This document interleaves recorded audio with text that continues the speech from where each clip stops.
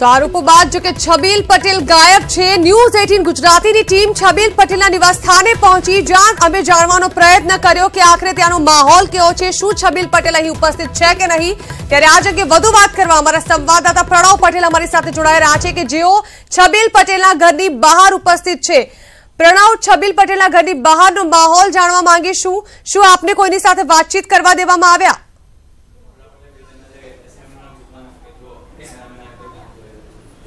ઝરણા, ચોક્કસ ભાનુશાળીના જે પત્ની છે તેઓ સીધો આક્ષેપ કર્યો છે છબીલ પટેલ ઉપર। ત્યારે છબીલ પટેલના જે નિવાસસ્થાન છે સોલા ખાતેનું સિટી ડેલ કરીને જે સ્કીમમાં તેઓ રહી રહ્યા છે, જે કહી શકાય તે હું તમને દ્રશ્યો બતાવવા માંગીશ કે આ છે 201 નંબરનું જે મકાન છે છબીલ પટેલનું, તેમના દીકરી અને તેમાં જે છે જમાઈ અહીં રહી રહ્યા છે। હું દ્રશ્યો બતાવવાનો પ્રયાસ આપ જોઈ શકો છો, નામ પ્લેટ, અને અહીં આપણે પ્રયાસ કરશું તેમને કરવાનો, તેમ છતાં પણ જોઈ શકો છો કે કોઈ પણ વ્યક્તિ દરવાજો છે તે નથી ખોલી રહ્યા। આ મકાન છે, ન્યૂઝ 18ની ટીમ અહીં પહોંચી છે। નિવાસસ્થાન ઉપર જોઈ શકો છો કે કોઈ પણ વ્યક્તિ બેલ વગાડવા છતાં પણ કોઈ નથી ખોલી।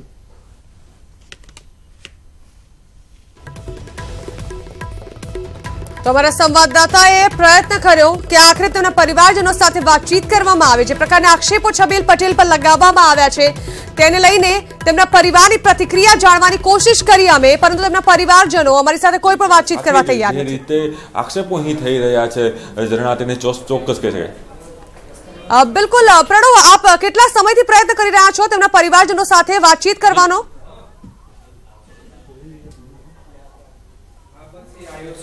જી ઝરણા, સતત અમે 30 મિનિટથી એના નિવાસસ્થાન ઉપર ઊભા છીએ। નિવાસના જન્મ છતાં પણ કોઈ પણ વ્યક્તિ જે છે દરવાજો ખોલવાનો તો ખોલી નથી રહ્યા। કહેવાય રહ્યું છે કે સિક્યુરિટી તરફથી કે અંદર કોઈ એક એના જે પત્ની અને જે સાથે કહી શકાય કે એના દીકરી અહીં નિવાસસ્થાન કરી રહ્યા છે છબીલ પટેલને તેઓ કેટલા સમયથી અહીં જોયા નથી તેવું સ્પષ્ટપણે તેમના જે સિક્યુરિટી ગાર્ડ છે તેમનું કહેવું છે। પરંતુ ફરી એકવાર પ્રયાસ કરશું, હું દ્રશ્યો બતાવવાનો પ્રયાસ કરીશ કે આપણે એમના જે ઘરનો બેલ છે તે બગાડવાનો પ્રયાસ કરશું। બેલ વાગી રહ્યો છે અંદર, તેમ છતાં પણ દરવાજો ખોલવામાં નથી આવી રહ્યો। અને સાથે હું બતાવવાનો પ્રયાસ કરીશ કે ઘર કોઈ છે એનું કારણે કચરો હમણાં જ મૂકવામાં આવેલો છે, આપ જોઈ શકો છો। તેથી સ્પષ્ટ કહી શકાય કે ઘરમાં કોઈ રહી રહ્યું છે, તેમ છતાં પણ જે મકાન છે તે મકાન ખોલવાનો અહીં કોઈ પ્રયાસ નથી કરી રહ્યું।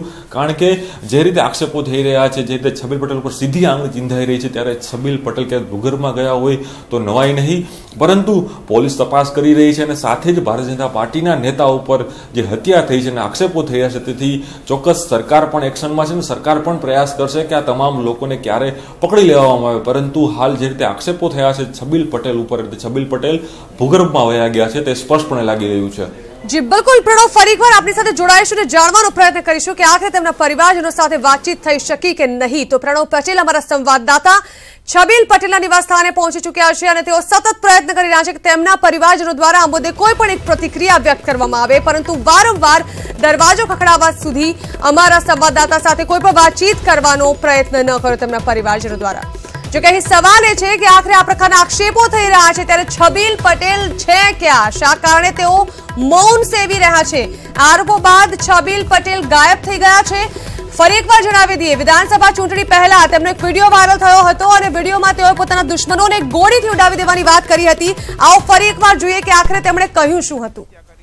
મિત્રો ચિંતા ના કરતા, દુશ્મનો કો ઢીંચ્યાવ ઢીંચ્યાવ। મિત્રો ચિંતા ના કરતા, દુશ્મનો કો ઢીંચ્યાવ ઢીંચ્યાવ। મિત્રો ચિંતા ના કરતા, દુશ્મનો કો ઢીંચ્યાવ ઢીંચ્યાવ। મિત્રો ચિંતા ના કરતા, દુશ્મનો કો ઢીંચ્યાવ ઢીંચ્યાવ। તો છબીલ પટેલનો વિડીયો કયા સંકેત આપી રહ્યો છે? છબીલ પટેલે ગુજરાત વિધાનસભા ચૂંટણી 2017 પહેલા આ પ્રકારની પ્રતિક્રિયા આપી હતી। ત્યારે હવે અમારી સાથે વાતચીત કરવા માટે અંજારના ધારાસભ્ય જોડાઈ રહ્યા છે। તેમની સાથે વાતચીત કરી વાસણભાઈ આહિર। વાસણભાઈ, શું પ્રતિક્રિયા? સૌથી પહેલી તો આપ, જયંતિ ભાનુશાળીની મધરાત્રે હત્યા કરી દેવામાં આવી, શું કહેશો? મેડમ જી, પહેલા તો ધારાસભ્ય નથી, મંત્રીશ્રી છું। માફ કરશો વાસણભાઈ, અમે સવારથી આ જ મુદ્દા પર લઈને જે પ્રકારે વાતચીત અને અપડેટ આપી રહ્યા છીએ, માફ કરશો વાસણભાઈ, આપની પ્રતિક્રિયા સૌથી પહેલી। મને સવારે સમાચાર મળ્યા, બહુ દુઃખદ સમાચાર, જાણીને ખૂબ દુઃખ થયું। જે કાંઈ બનાવ બન્યું છે એ વખોડવા લાયક છે અને જયંતિભાઈ સાથે વર્ષો સુધી કામ કરવાનો મોકો મળ્યો હતો। જયંતિભાઈ જિલ્લા પંચાયત ધારાસભામાં પણ સાથી રહ્યા હતા જી અને અલગ અલગ સંગઠનમાં પણ અલગ અલગ જવાબદારીઓ સ્વીકારતા હતા, સ્વીકારી હતી અને એક મોટા ખૂબ દાતા હતા. એ કોઈ પણ ગરીબ માણસ માટેનું કામ હોય, પછી નવરાત્રીના પ્રસંગો હોય, કચ્છમાં ગરીબ લોકોને હંમેશા મદદરૂપ થતા હતા. પરંતુ જે કઈ ઘટના ઘટી છે ખૂબ જ દુઃખદ છે, પીડાદાયક છે. સરકાર કાયદેસરની કાર્યવાહી ચોક્કસ કરશે અને એમના પરિવારજનોને આવી પડેલ આફત એ સહન કરવાની પરમ કૃપાળુ પરમાત્મા કાળીઓ ઠાકોરને શક્તિ આપે, આ જ શબ્દો સાથે હું શ્રદ્ધાંજલિ આપું છું. વાસણભાઈ, રાજકીય કિન્નાખોરી લાગી રહી છે આપને આ હત્યા પાછળ? જે કઈ હશે એ દૂધનું દૂધ અને પાણીનું પાણી થશે. એક વ્યક્તિ તરીકે જયંતિ ભાનુશાળી વિશે શું કહેશો આપ? વ્યક્તિ તરીકે ખૂબ સારા માણસ હતા. મેં અગાઉ પર જેમ વાત કરી તેમ સામાજિક સોશિયલ એક્ટિવિટીથી જોડાયેલા હતા કે પછી ગાંધીનગરમાં દર વર્ષે યોજાતો કચ્છી મુશાયરો હોય, રૂપાલાજી, બાબુલાલ મેઘજી, આ બધા જ ની એક ટીમ હતી અને દર વર્ષે ગાંધીનગરમાં પણ કાર્યક્રમો, કલ્ચર કાર્યક્રમો કરતા હતા. કચ્છમાં પણ અલગ અલગ સાંસ્કૃતિક, ધાર્મિક, ગૌસેવાના કામો ખૂબ સારી રીતે જ્યાં જ્યાં એનું દાયિત્વ હતું ત્યાં જયંતિભાઈ નિભાવતા હતા. વાસણભાઈ, આપને એવું નથી લાગતું કે આ પ્રકારની જે ઘટના બની છે, જે આ પ્રકારે એક નેતાની ગોળી મારીને હત્યા કરાઈ, જનતા સુધી એ મેસેજ પહોંચશે કે ક્યાંય પણ કોઈ સુરક્ષિત નથી?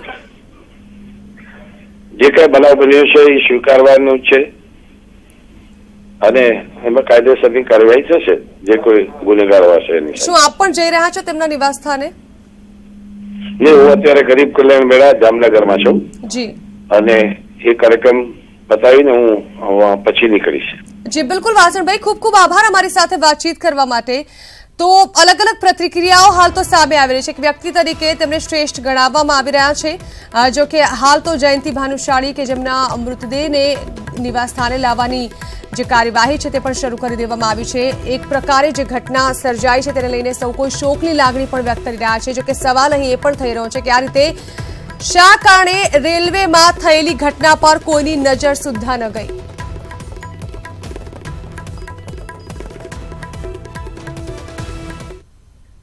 તો આ સમાચાર પર સતત અમે આપના સુધી અપડેટ પહોંચાડતા રહીશું. આ સમાચારો પર સતત રહેશે અમારી નજર, પણ તે પહેલા અન્ય એક સમાચાર અમારી સામે મહત્વના સામે આવી રહ્યા છે, તેના પર એક નજર કરી લઈએ. તો હાલ સમાચારો આવી રહ્યા છે ટીમ પર હુમલા થયાની. આ ઘટના વિસ્તારથી હજુ સુધી સામે નથી આવી. હાલ જે હુમલાની ઘટના સામે આવી રહી છે, જ્યાં ખજૂરભાઈની ટીમના 2 સભ્યને મારવામાં આવ્યો છે. તેમની ટીમ પર હુમલો કરાયો છે. વિડીયો બનાવતી ટીમના 2 સભ્યને મારવામાં આવ્યો છે.